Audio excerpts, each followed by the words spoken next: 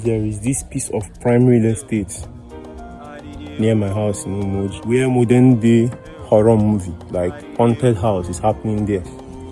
Say late 90s, a man who lived there committed suicide.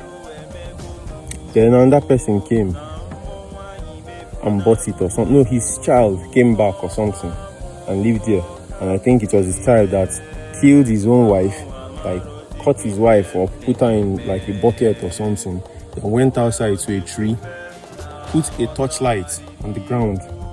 Nandeli put a torchlight on the ground to show himself light and hung himself.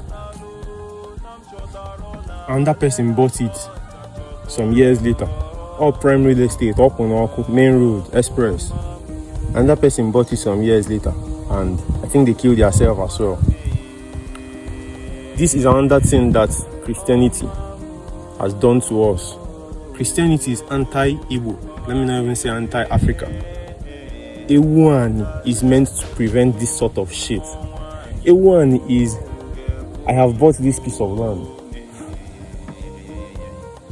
I don't know the agreement your principalities on this land have with the owners, the previous owners. But I'm not a foolish person. I understand that people, even me, my boundaries have to be respected. So you people, whoever you are down on this land, please, here is this goat. Goat is the peak of sacrifice. The goat is the peak of sacrifice. Here is this goat. Take it and clear away, because I'm coming in with my own spirits.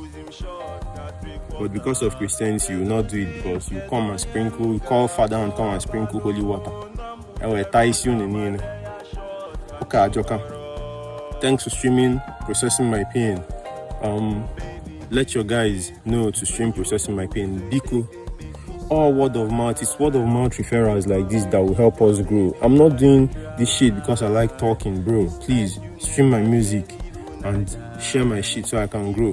I don't want to talk. You leave me with a cry, baby, baby, baby. Only you know the way.